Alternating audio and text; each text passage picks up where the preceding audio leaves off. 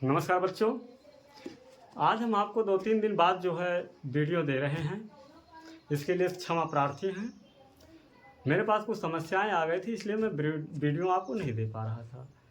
चलिए, आज हम आपको भारतीय राष्ट्रीय कांग्रेस के बारे में बताते हैं। भारतीय राष्ट्रीय कांग्रेस की स्थापना एक ब्रिटिश अंग्रेज अधिकारी, अवकाश प्राप्त अंग्रेज अधिकारी एलन ऑक्टेवियन ह्यूम ने की थी 1885 में। इसकी स्थापना कहाँ पर? मुंबई में। और मुंबई में इसका प्रथम अधिवेशन की बात करें, मतलब सम्मेलन की बात करें, तो 28 दिसंबर 1885 में इसके जो है पहला सम्मेलन संपन्न किया। और दादा भाई नौरोजी के सुझाव पर इस भारतीय राष्ट्रीय संघ का नाम बदल करके भारतीय राष्ट्रीय कांग्रेस कर दिया गया था। और भारतीय राष्ट्रीय कांग्रेस का नाम ही पूर्व नाम जो है भारतीय राष्ट्रीय संघ था। देखिए आप,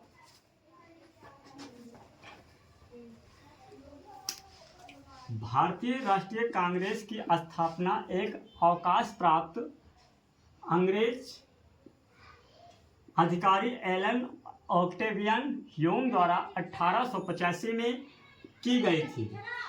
इसका प्रथम अधिवेशन 28 दिसंबर 1885 ईस्वी को मुंबई स्थित गोकुलदास तेजपाल संस्कृत विद्यालय में आयोजित किया गया था।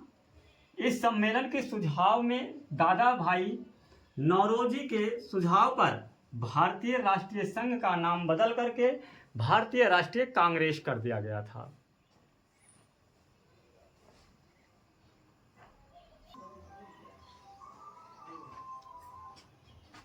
भारतीय राष्ट्रीय कांग्रेस का नाम बदलकर भारतीय राष्ट्रीय संघ का नाम बदलकर भारतीय राष्ट्रीय कांग्रेस कर दिया गया था दादा भाई नौरोजी के कहने पर।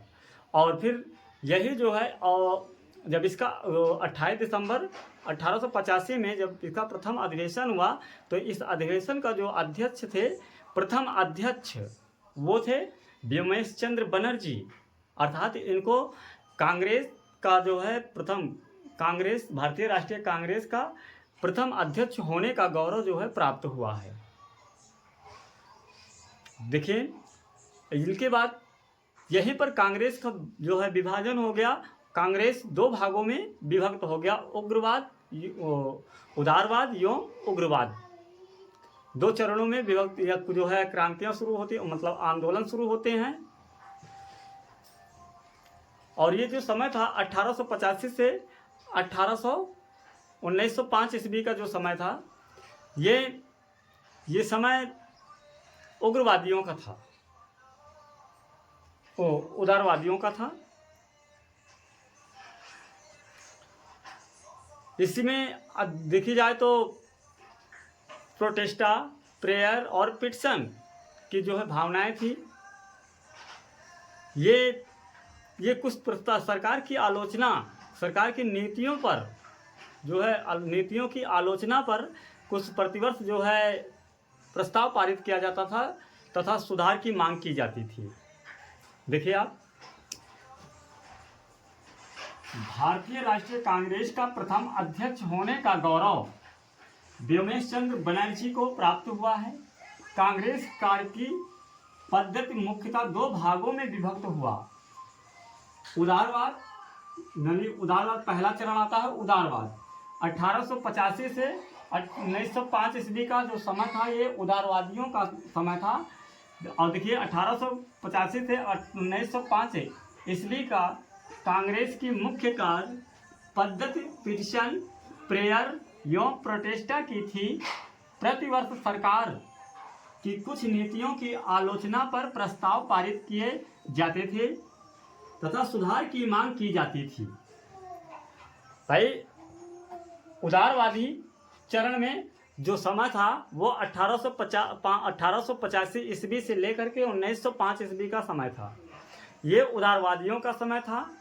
और इसमें देखा जाए तो पिटिशन, प्रेयर एवं प्रोटेस्टा की थी। जो कार्य पद्धति थी इसमें वो पिटिशन, प्रेयर एवं प्रोटेस्टा की थी। और प्रतिवर्ष सरकार की कुछ नीतियों की आलोचना पर प्रस्ताव पारित किए जाते थे तथा सुधार की मांग की जाती थी। चलिए बात करते हैं उग्रवाद राष्ट्रवादी युग की बात करते हैं। तो देखा जाए तो भारतीय मतलब इस जो दो चरणों में बतक था, उदारवाद और उग्रवाद। तो उग्रवाद का जो समय है, उग्रवादियों का जो समय है वो 1896 से 1900 ईस्वी के बीच का है। देखिए भारतीय राजनीतिक रूप से जागृत हुई। भारतीयों में क्या है, राजनीति के रूप में जो है एक जागृति पैदा हुई और औपनिवेशिक शासन के आर्थिक दुष्परिणाम एवं महामारी, अकाल 1896 में ईस्वी से लेकर 1905 ईस्वी के बीच लगातार सामने आए हैं।